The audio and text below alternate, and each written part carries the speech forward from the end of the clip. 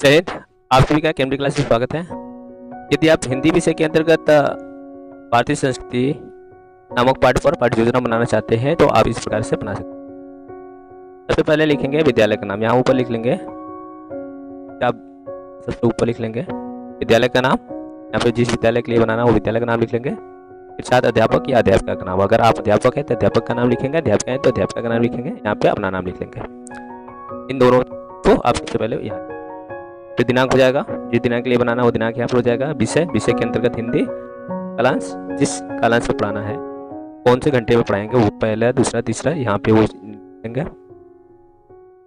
Class हो गया 10वीं, 8 का बनाना है तो 8, 9th का बनाना 9, तो यहाँ पे कक्षा डाल देंगे। वो विषय हो गया गद्य और अवधि हो गया यानी समय 40 मिनट। फिर लिख लीजिए भारतीय संस्कृति। अब यहाँ पे हेडिंग डालेंगे समान उद्देश्य। समान उद्देश्य में आप इस प्रकार से भी लिख सकते हैं, छात्रों को हिंदी साहित्य के प्रति रुचि उत्पन्न करना या जागृत करना, छात्रों को अपनी सभ्यता संस्कृति और वह हिंदी भाषा के माध्यम से ज्ञान कराना या बोध कराना, छात्रों में आत्मविश्वास विकसित करना, छात्रों में गद्य साहित्य के प्रति प्रेम की भावना विकसित करना या जागृत करना, छात्रों में तर्क चिंतन शक्ति का विकास करना, छात्रों में वैज्ञानिक दृष्टिकोण का विकास करना, छात्रों में शब्द भंडार विकसित करना। ये सारी चीजें आप समान उद्देश्य के अंदर लिख लेंगे। विशेष उद्देश्य यानी कि साथ भारतीय संस्कृति जो पाठ है लेखक से परिचित हो सकेंगे। संस्कृति दूसरा हो गया छात्र भारतीय संस्कृति पाठ के भावों को समझ सकेंगे। छात्र संस्कृति पाठ पढ़ने के बाद उसमें अंतर कर सकेंगे। छात्र संस्कृत यानी इस पाठ या जो भारतीय संस्कृति पाठ है पढ़ने के बाद उसका उदाहरण प्रस्तुत कर सकेंगे। तो यहाँ पे आप डायरेक्ट लिख सकते हैं छात्र भारतीय संस्कृति के विभिन्न पक्षों का वर्गीकरण कर सकेंगे, उसमें अंतर कर सकेंगे, विभिन्न संस्कृतियों का उदाहरण दे सकेंगे, इसका लिख सकते हैं। और छात्र भारतीय संस्कृति नामक पाठ को अपने जीवन में उसका उपयोग कर सकेंगे। संस्कृति के अच्छे भाव विचार जो है वो अपने जीवन में उतार सकेंगे, लिख लेंगे। विशिष्ट उद्देश्य विधि।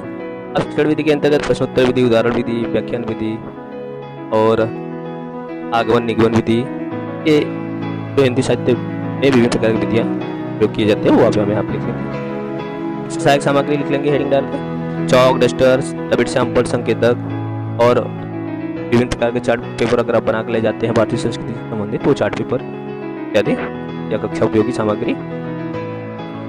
पूर्व ज्ञान इसमें लिख लेंगे छात्र छात्राएं या विद्यार्थी भारतीय साहित्य के बारे में सामान्य जानकारी रखते हैं या भारतीय संस्कृति के बारे में सामान्य जानकारी रखते हैं। यहाँ पे आप लिख लेंगे। प्रस्तावना प्रश्न इस प्रकार बनाएंगे, आप देख सकते हैं। यहाँ पे इस तरह से कॉलम बना लेंगे, छात्र अध्यापक या अध्यापिका क्रियाएं, छात्र क्रियाएं। पहला क्वेश्चन हो गया हम किस देश के में रहते हैं, तो विद्यार्थी दिया भारत में।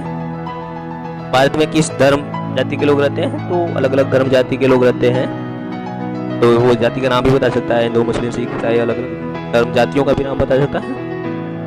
ये अलग अलग धर्म जाति के लोगों की पहचान कैसे करते हैं, उनके रहन सहन, वेशभूषा, खान पान इत्यादि से पहचान करते हैं। रहन सहन, वेशभूषा, खान पान इत्यादि लोगों की क्या है, तो लोगों की संस्कृति है।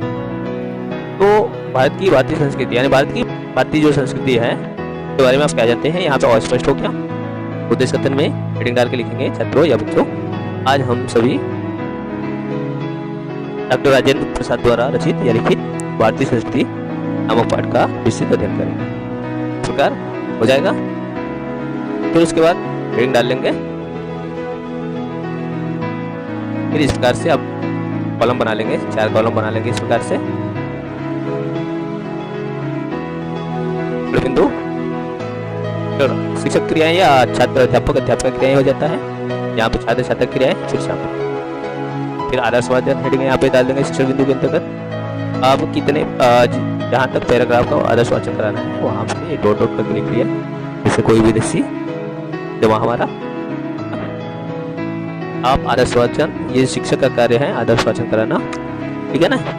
तो इसमें जो भी गद्य है उसको गति भावानुसार आदर्शवाचन करेंगे। फिर उसकी व्याख्या हो गया, व्याख्या लिख लेंगे, व्याख्या लिख लिया। यहाँ पे छात्र क्रियाओं के अंतर्गत छात्र ध्यानपूर्वक सुनते हैं समझते हैं, ये लिख लिया। अगर कुछ चीज़ों को आपको लगता है बोर्ड पे समझाना है तो वो चीज़ें यहाँ पे आप लिख सकते हैं। ठीक। फिर अनुकरण वाचन।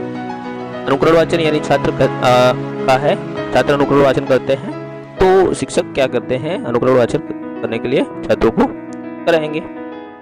छात्र अनुकरण वाचन करेंगे। फिर कठिन शब्द निवारण।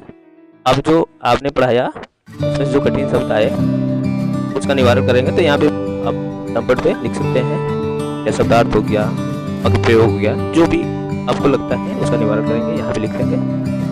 विद्यार्थी इसको अपनी कॉपी में डाल लेंगे।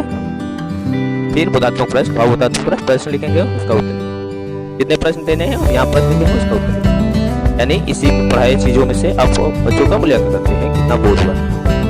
फिर तो कंटिन्यू इस तरह बढ़ाएंगे। फिर सेकंड पैराग्राफ आदर्श वचन हुआ, लिख लिए, सेम चीज है। फिर व्याख्या कर लिए। छात्र कालन में छात्र ध्यानपूर्वक सुनेंगे, समझेंगे, तो लिखते भी हैं। फिर अनुकरण वाचन कराएंगे।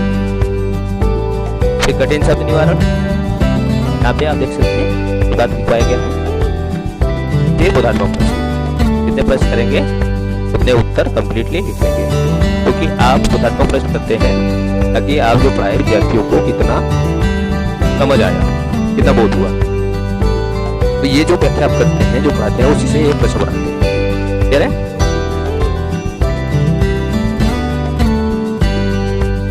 फिर अगली शिक्षण बिंदु। देखिए, एक लेसन प्लान में मुख्यतः 3 तरह का हम शिक्षण उद्देश्य को बनाते हैं। 3 शिक्षण बिंदु रहता है। तो फिर आगे इसको पढ़ाए। बिंदु छात्र अध्यापक क्या है, अध्यापक है तो अध्यापक लिखेंगे, अध्यापक है तो अध्यापक लिखेंगे। अच्छा रखते हैं ऐसा। आदर्श वाचन हेडिंग हो गया शिक्षण बिंदु के अंतर्गत।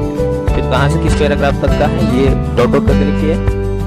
अब यहाँ पे लिख लिए छात्र अध्यापक है तो अध्यापक, अध्यापक है तो अध्यापक, जो गद्य है उसको लय गति एवं भाव अनुसार वाचन करते हैं। तो अब इसकी व्याख्या हो गया, लोग सुनते हैं, समझते हैं। ये अनुकरण वाचन, अनुकरण वाचन हो गया। अनुकरण वाचन आप कराएंगे विद्यार्थियों को कर।